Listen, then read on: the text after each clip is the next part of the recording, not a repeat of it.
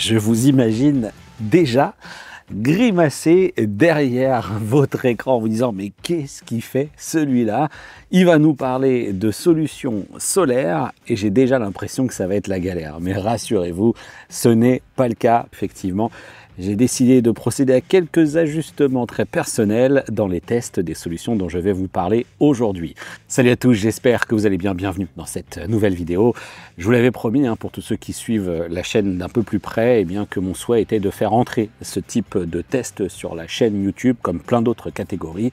Et c'est donc dans mon objectif d'ores et déjà, et ça l'était déjà à un moment peut-être un petit peu plus propice pour vous parler de ces panneaux solaires que vous avez peut-être vu fleurir autour de vous sur les façades des maisons accrochées à des balcons avec des solutions comme celle-ci, des solutions parfois aussi plus évoluées avec des installations de véritables panneaux solaires sur le toit. Vous avez peut-être été démarché pour ça, vous avez peut-être vu beaucoup de publicité et donc vous vous posez peut-être certaines questions quant à la facilité d'installation, l'efficacité de ce type de solution, à qui elle s'adresse, est-ce que c'est vraiment intéressant ou pas, combien ça coûte aussi. Bref, autant de questions qu'il est normal de se poser, auxquelles je vais essayer de répondre au mieux. Il ne s'agit pas ici de tester un smartphone ou une télé, par exemple. L'efficacité de ces kits va grandement dépendre de la situation géographique, tout simplement, des conditions météo de votre région. Je vais balayer ce petit point de détail et y ajouter bien évidemment aussi un autre élément important, c'est l'exposition à laquelle vous allez pouvoir soumettre ce type de kit, idéalement en plein sud. Et c'est là qu'on peut d'ores et déjà voir que j'ai fait peut-être certains ajustements pour pouvoir en tirer le meilleur de ces panneaux solaires dans le cadre du test, mais ne vous en faites pas, je vais aussi aborder les différentes situations que j'ai pu rencontrer. Donc j'ai là ici autour de moi deux kits pour le coup, dont un petit peu plus daté, toujours en vente. Il s'agit ici de la solution de BIM Énergie que j'ai testée maintenant il y a plus d'un an, ce qui va me permettre tout simplement de l'utiliser pour faire un parallèle sur l'autre kit que j'ai reçu plus récemment. Il s'agit du kit Avidsen Soria, donc qui a été lancé au mois d'avril, 1er avril exactement, et je l'ai très rapidement reçu en test. Je ne peux que remercier l'agence de presse, le constructeur, etc. C'est absolument pas un test rémunéré. Le souci, c'est que la météo ne s'est pas prêtée à ce que je vous livre un test avant, parce que beaucoup de pluie, beaucoup de météo vraiment pas agréable du tout. Je vais me focaliser donc sur ce kit Avidsen Soria ici dans le test. Vous allez voir que de toute façon, je vais régulièrement faire le parallèle entre les deux solutions, puisque celle-ci, je l'utilise depuis plus d'un an. Test longue durée, plutôt concluant, mais attention, dans un cas comme dans l'autre, on se parle toujours de puissance en crête. Donc là, c'était le kit de première génération, un kit de 300 watts de puissance en crête, et ici, on est sur un kit de 400 watts en puissance de crête. Donc vous voyez que déjà, entre ce kit-là et ce kit-là, il n'y a pas de grosse différence structurelle, c'est-à-dire que oui, il y a des différences esthétiques, mais on est sur des tailles de panneaux assez proches, et on a quand même 100 watts d'écart entre les deux. 100 watts d'écart sur les puissances en crête, et ça tombe bien, c'est aussi à peu près l'écart de prix que l'on a. Ici, on est sur un kit qui est à 499 €, et là, sur un kit qui, effectivement, a puissance équivalente, 420 watts en l'occurrence chez BIM Énergie, serait à 599 €. Le kit, lui, de 300 watts était moins cher. Aujourd'hui, les solutions chez BIM démarrent plutôt aux alentours des 300 €. Déjà, pour répondre à l'aspect installation, configuration, etc., je peux vous assurer que dans un cas comme dans l'autre, c'est quand même extrêmement simple. Alors ça va évidemment dépendre du lieu où vous allez vouloir les installer. Par exemple, chez BIM Énergie, on va vous proposer de choisir si vous allez l'accrocher au mur, si vous allez le poser au sol, etc. Chez Avidsen, on va vous livrer un kit et puis on va aussi vous demander, si jamais vous souhaitez l'accrocher au balcon, de payer un supplément de 35 € pour recevoir le kit d'accrochage balcon. Et à l'intérieur de ce carton, donc on a ce kit Soria qu'il va falloir assembler. Et cet assemblage, vraiment, moi je considère qu'il ne relève rien de plus que de simples compétences de bricoleur. Il faut peut-être s'armer un petit peu de patience, il faut assurément faire un peu attention quand même, parce que attention à ne pas mettre de poids tout simplement sur le panneau lui-même lorsqu'il est posé, à bien protéger d'ailleurs la surface sur laquelle vous allez le poser pour pouvoir l'assembler. Et puis je ne sais pas si c'est lié à mon exemplaire de production. Encore une fois, on était dans les débuts de la commercialisation de cette solution au mois d'avril, mais j'ai quand même remarqué que c'était pas génialissime. Disons que c'était pas au niveau de finition de ce que j'avais pu avoir avec la solution BIM Énergie. Le kit était un petit peu rayé par endroits, il y avait des produits qui étaient un peu choqués, il y avait tout simplement des marques qu'on ne s'attend pas à voir dans un produit neuf, qu'on ne veut pas voir même dans un produit neuf, quand bien même on sait qu'on va soit l'accrocher au mur, soit poser dans le jardin, etc. C'est quand même pas génialissime. Ensuite, il faut enlever tout ce qui est plastique, de protection. Et au final, bon, j'ai pas eu de casse, j'ai pas rencontré de réelles difficultés. Vous ne devriez pas non plus rencontrer de difficultés sur le câblage. C'est vraiment quelque chose de très très simple à faire. Ce sont des simples connecteurs rapides, ces fameux connecteurs MC4, on ne peut pas se tromper, connecteur mâle, connecteur femelle, on met les différents panneaux en série. Ici, il y en a 4, mais on sait qu'on peut aller jusqu'à 8. Donc on chaîne tous ces panneaux assez facilement, puis ensuite on a une rallonge qui vient fermer la boucle en se connectant à l'onduleur. Un onduleur qui, pareil, de manière très simple, se connecte ensuite à votre réseau, puisqu'il n'y a pas besoin d'avoir de compétences particulières en électricité, tout est prévu, on branche la petite antenne Wi-Fi et on va pouvoir ensuite passer à la configuration logicielle. Avant d'en arriver là, il faut le brancher à la prise. C'est tout l'intérêt de ce type de solution, qu'elle soit du côté de chez BIM, du côté de chez Avidsen ou du côté de chez Synology et autres, puisque c'est également un concurrent que je n'ai pas testé encore pour le coup, c'est qu'on a juste à brancher la rallonge à la prise. Et là, on peut déjà constater qu'il y a un petit sujet. Avidsen livre une rallonge qui part du boîtier électronique et qui fait 3 mètres pour rejoindre la prise. Et ça, c'est pas génial. C'est déjà pas génial. Je trouve que ce sont des économies de bout de chandelle que nous fait là Avidsen, que ne fait pas le constructeur BIM Énergie, puisque la rallonge qui est livrée avec ce kit mesure 10 mètres. Et le module Wi-Fi est lui au plus proche de la prise électrique. Et ça, c'est plutôt pas mal parce que ces deux solutions-là vont se connecter à un réseau Wi-Fi en 2,4 GHz, ce qui va permettre d'accéder, entre guillemets, à la plus grande des portées de votre réseau Wi-Fi, mais en ayant le module Wi-Fi intégré au module qui est vissé sur le panneau solaire, c'est encore déporter un petit peu cette connexion et forcément j'ai eu régulièrement des messages de l'application mobile qui me disaient signal Wi-Fi faible, et pourtant j'ai quand même 3-4 satellites dans la maison, donc la portée du réseau Wi-Fi est quand même assez ample et c'est pas le genre de message que j'obtiens avec la solution de BIM Énergie. Donc un petit sujet également de ce côté-là avec cette petite antenne. Il n'y a pas de choix de design chez Avidsen, on est là sur des panneaux noirs, donc moi je ne trouve pas ça spécialement moche. Ici on est sur le motif un peu pétale de fleurs. Bon, là aussi c'est une histoire de goût, en tout cas dans l'ensemble, la finition est un peu moins bonne quand même, il faut bien le reconnaître chez Avidsen que chez BIM Énergie, mais dans un cas comme dans l'autre, j'ai pas eu de problème quant à l'installation, la configuration, etc. Avec un détail, parce que l'application mobile, dans les deux cas, c'est très bien fait, c'est très simple à faire, et vous aurez dans les deux cas besoin de déclarer votre kit. Alors on est un petit peu mieux accompagné, je trouve, chez BIM Énergie que chez Avidsen, dans la procédure qui consiste à déclarer le fait que l'on détient ce type de solution. Alors c'est absolument gratuit, voilà, c'est juste qu'il faut déclarer la chose. J'ai bricolé pour ces deux solutions une plateforme à roulettes. Alors c'est jamais que des lames de terrasse en bois que j'ai renforcées, c'est pas très très lourd. Donc vous le voyez d'ailleurs sur ces images, j'utilise même des sangles au quotidien ou presque pour manipuler, des sangles que je passe dans la structure pour manipuler ces deux kits. C'est juste pour pas avoir systématiquement besoin de poser le genou à terre, et puis surtout pour les passer de la position le soir où ils sont orientés dans ce sens-là, et puis celle du matin qui est complètement à l'inverse. Hop, j'attrape les sangles, je tourne tout, ça me fatigue un peu moins, je force un peu moins sur le dos et sur les bras, et donc ça me va très très bien, quitte à se créer, ça a décidé en tout cas de s'imposer cette forme de galère que d'orienter les panneaux, autant se faciliter la tâche. Je vais maintenant aborder la partie application mobile. Et alors là, dans un cas comme dans l'autre, c'est vraiment très bien fait. C'est très très très simple à configurer. Là aussi, pas besoin de compétences particulières. Vous allez associer votre appli ici Avidsen Soria au kit. Et ensuite, lorsque vous allez démarrer l'appli, vous allez retomber comme ça sur cet écran qui, dès le départ, vous affiche déjà une puissance de production et la possibilité d'éteindre le kit. Alors pour une raison X ou Y, si vous voudriez le faire, je sais pas, en cas d'orage, peut-être que ça peut aider, limiter certains risques. Mais en tout cas, c'est pas quelque chose que j'ai trouvé spécialement sur le kit, sur l'appli et la solution de BIM Énergie, mais vous allez voir qu'elle a d'autres atouts.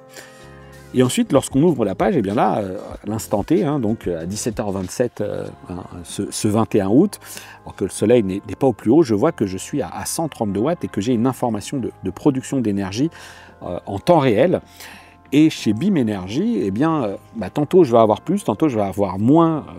D'ailleurs, je suis souvent un peu en dessous quand même, mais là, je suis sur une production qui est indiquée comme étant de 180 watts sur les 3 dernières minutes. On est un peu moins dans la logique d'info temps réel, ils nous font une espèce de moyenne, mais on voit néanmoins la puissance, enfin la production, on la voit néanmoins défiler. Et c'est là déjà qu'on peut voir que chez BIM Énergie, eh bien, l'approche est quand même un peu plus grand public, hein. On voit bien qu'on a ce fameux objectif qui ne sera pas le même au mois d'août par rapport à un mois de novembre, par exemple, il va évoluer. Et donc je suis arrivé à, encore une fois, ce 21 août, à 64% de ma production d'énergie, de mon objectif, avec 21,269 kWh déjà de produits, et des équivalents qui sont associés à cela. Donc c'est par exemple l'équivalent d'un smartphone, d'un ordinateur, un smartphone, un ordinateur, 5 ampoules LED, une box internet, un réfrigérateur. Je n'ai pas encore rempli l'équivalent du réfrigérateur. Et puis ensuite, j'ai cette production instantanée qui est une valeur moyenne sur les 3 dernières minutes. Si je retourne sur l'application, cette fois-ci Davidsen, je vois, elle, que je suis à près de 133 watts de production en instantané. En revanche, c'est vrai que c'est quand même beaucoup moins clair, je trouve, on n'a pas quelque chose d'aussi agréable, entre guillemets, aussi représentatif de ce que ça peut couvrir comme besoin à la maison. Et ça, c'est un petit peu dommage. Il y a peut-être un petit travail à faire quand même là-dessus de la part de Davidsen sur cette application mobile. Je peux cliquer ensuite sur cette partie et puis je vais avoir quelques informations sur la tension photovoltaïque, le courant photovoltaïque. Là encore, je trouve que ça manque un petit peu de simplification de l'information ou d'explication de l'information parce que j'ai beau cliquer dessus, je ne sais pas à quoi ça correspond. Donc je trouve pas ça très très grand public, sachant quand même que ce kit, il va être destiné à être vendu. Il est vendu dans des enseignes de bricolage comme le Roi Merlin par exemple, et donc il y a quand même un petit effort à faire, je trouve, là-dessus. Et puis ensuite, on a l'énergie qui est équivalente et qui repart notamment dans le réseau. Là aussi, c'est pas ultra clair. Ce qui est un petit peu plus intéressant, c'est ce qui se passe du côté de la production d'énergie qui est en dessous, où on va avoir les statistiques sur la journée, donc avec les différentes heures de la journée, et ce que l'on a produit en équivalent kilowattheure. Et ensuite, lorsqu'on bascule sous l'onglet statistiques, et bien là, on a effectivement quelque chose de plus détaillé, ce qui est une interface qui nous permet par ailleurs de revenir également sur les différentes journées au cours, soit les jours directement, soit avoir un récap de la production au mois, soit un récap de la production à l'année. C'est comme ça que je peux voir par exemple qu'au mois d'août, sur le kit Davidsen Soria, je suis à 23,78 kWh et sur le kit BIM Énergie, je suis plutôt à 21,2. Donc vous voyez que j'ai quand même un score qui est meilleur sur la solution Davidsen. En même temps, la solution est plus récente, les panneaux sont plus puissants que sur la solution de BIM Énergie et je peux vous garantir que les deux étaient grosso modo quand même ont été tournés de toute façon au même moment et exposés de la même manière au soleil. Je vais maintenant passer en voix off pour débriefer un petit peu sur l'état de la production de ces panneaux dans les phases où justement je n'étais pas à la maison et je ne les ai pas réorientés. Ça s'est passé tout simplement au moment de mes vacances. J'ai laissé les 2 panneaux solaires exposés plein sud en permanence, cette fois-ci devant la maison pour n'avoir aucun masque. Puis on va tout simplement comparer les résultats dans le cadre de cette installation qui serait du coup une installation fixe. Si vous vivez en Île-de-France, vous savez que la météo au cours de ces derniers mois n'a pas été géniale et il est donc difficile d'obtenir des résultats qui soient très flatteurs pour ces kits d'autoconsommation et je vais y revenir notamment en évoquant ma production de 2023. Commençons par la solution Davidsen qui s'est néanmoins montrée un peu plus performante et c'est bien normal. Mais attention, l'écart théorique de 100 watts sur la puissance de production en crête ne s'est pas franchement vérifié. Je n'avais pas le nez dans l'application à toute heure de la journée et a fortiori pas au mois de juillet durant mes congés, période qui s'est avérée finalement la moins mauvaise. C'est aussi le mois de juillet que j'ai retenu donc pour comparer la production des 2 kits qui n'ont alors pas bougé. Tous les 2 étaient exposés plein sud et sans aucun masque. Sans surprise, la production est donc un peu meilleure pour le kit Davidsen 400 watts qui comptabilise 29,09 kWh captés contre 28,6 kWh pour le BIM 300 watts. A noter qu'en date du 4 juillet, le kit Davidsen affiche une production quasi nulle alors que le kit BIM a bien fonctionné, sans doute une défaillance quelconque à ce moment-là. Quoi qu'il en soit, si les journées avaient été plus ensoleillées, l'écart se serait peut-être creusé un peu plus. C'est d'ailleurs ce que confirme cette comparaison sur le mois de juin. Le record a été obtenu plus précisément le 25 juin avec 2,39 kWh produits dans la journée et 4 autres journées ensoleillées ont permis d'atteindre des pics de près de 2 kWh. Alors oui, je ne suis vraiment pas sûr que tout le monde pourra ou aura envie de créer une plateforme mobile, ni le temps ou la place de s'amuser à la tourner tout au long de la journée, mais c'est mon cas et mon objectif est ici tout autant personnel que professionnel, l'envie de vous montrer d'une certaine façon les performances au mieux de ces kits, en tout cas dans ma région. D'ailleurs, au moment d'enregistrer cette voix off, la production cumulée sur le mois d'août en date du 27 est de 31 kWh pour la solution Avidsen et 28 kWh pour le kit BIM. Vous voyez ici que l'écart est désormais un peu plus important en ayant orienté au même moment les deux kits dans une position que j'estimais idéale. C'est notamment grâce à ces manipulations que j'ai pu atteindre un pic assez rare toutefois de 300 watts sur le kit BIM en date du 15 mai où, comme l'illustrent ces captures d'écran de dernière minute, des puissances instantanées de 240 watts sur cette même solution et 267 watts sur le kit Soria à environ 12h20 ce 27 août. Pour vous traduire donc à nouveau à quel point ce n'est pas un record pour raison météorologique, il me suffit de vous montrer ma production du kit BIM l'année dernière qui dépasse notamment les 41 kWh en juin avec une orientation manuelle des panneaux et qui dépasse également les 33 kWh en juillet sans orientation sur 3 semaines. Encore une fois, tout dépendra de votre région. Sachez que l'application de BIM va également plus loin que celle d'Avidsen, en offrant notamment une vue détaillée selon la période choisie, et ce n'est pas tout. En effet, lors de la configuration de la solution, vous pourrez associer votre numéro de PMR et ainsi récupérer vos informations de consommation avec un décalage de 24 heures. Cela vous permettra de comparer votre consommation à votre production, et cela également en fonction d'une période sélectionnée. Comme vous le voyez, que ce soit avec un kit 300 watts ou 400 watts, il n'est pas encore question ici de gommer la consommation d'un travailleur à domicile qui teste des produits électroniques tout au long de la journée. Amortir l'achat prendra plus ou moins de temps aussi. Comme l'indique ici l'application mobile, avec ce kit 300 watts, je n'ai pour l'heure produit que l'équivalent de 96 € environ. On peut remarquer dans ces graphiques que je suis en effet assez proche de la production moyenne d'installations similaires. En revanche, dans ma région, les beamers aux alentours semblent équipés d'installations plus performantes, sans doute des kits de 420 watts ou plus, voire peut-être même des produits de dernière génération tels que les Bimon. Enfin, BIM brille également par son approche communautaire qui vous permet de comparer votre production à celle des autres BIMers à l'échelle nationale ou dans votre région. Elle vous permettra également de partager votre code parrain, vous faisant bénéficier de 50 € de crédit et 10% de remise pour votre filleul. Si le cœur vous en dit et que cette vidéo notamment vous a plu, eh bien vous pouvez utiliser mon code. Voilà ce que j'avais à vous dire pour le test de ce kit Avidsen Soria. 400 watts, 499 €, comme je l'ai dit, il va trouver sa concurrence ici avec eh bien, les produits équivalents, j'ai envie de dire, de chez BIM Energy, avec ce kit de 420 watts qui lui est à 599 €, mais vous voyez que les tarifs, notamment chez BIM Energy aussi, peuvent être plus abordables, ils peuvent être aussi plus chers. Le concept reste le même, c'est du prêt à monter, c'est très simple dans tous les cas. Ça peut aussi être mis en série et vous pouvez monter comme ça sur plus de niveaux de puissance également de production si vous y croyez, si vous êtes convaincu par la solution. C'est mon cas, comme je l'ai dit, vous le voyez également sur ces images, mais cette approche qui consiste, comme je l'ai dit, à faire bouger les panneaux, etc., c'est quelque chose que j'ai délibérément adopté parce que je travaille à la maison et cette approche, elle est même étendue à beaucoup d'autres usages, puisque vous retrouverez sur la chaîne notamment une vidéo sur des solutions EcoFlow. Je vous en avais déjà un petit peu parlé et c'est une solution que j'ai complètement adoptée. J'ai des panneaux solaires, vous voyez d'ailleurs ici depuis tout à l'heure, il y a un panneau ici pliant de 400 watts qui lui en fait est connecté à une batterie EcoFlow qui alimente par le biais d'une grande rallonge qui traverse mon jardin et qui retourne dans mon bureau sur un bloc multiprise, qui alimente mon PC portable toute la journée. C'est pourtant une machine de gaming, enfin en l'occurrence une machine de montage puissante. Et ça couvre les besoins de cette machine sur une grosse partie de la journée. Je suis sur une consommation de 0. Alors oui, quand je branche mon écran externe, forcément l'écran externe consomme un petit peu également, mais j'ai ces deux panneaux qui sont là pour gommer un petit peu un talon de consommation. Quand ma femme est à la maison aussi, elle a également un kit panneau solaire et une petite batterie qui sont branchés dessus. Quand je fais des tournages également, les éclairages sont branchés dessus, la caméra recharge, beaucoup d'appareils sont complètement rechargés au solaire, mes trottinettes électriques, etc. Tout ça, vraiment, ça passe aujourd'hui par de la recharge solaire.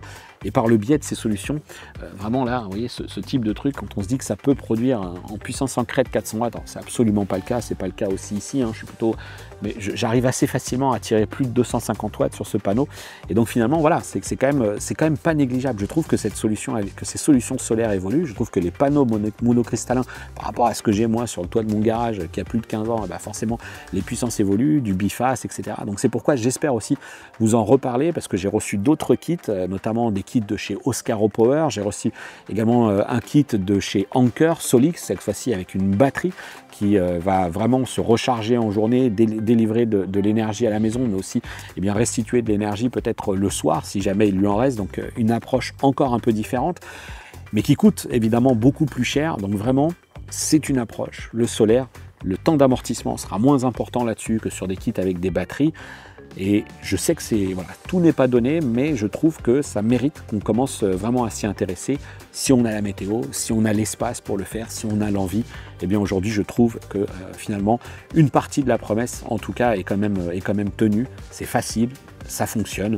Et c'est plutôt cool. Bon.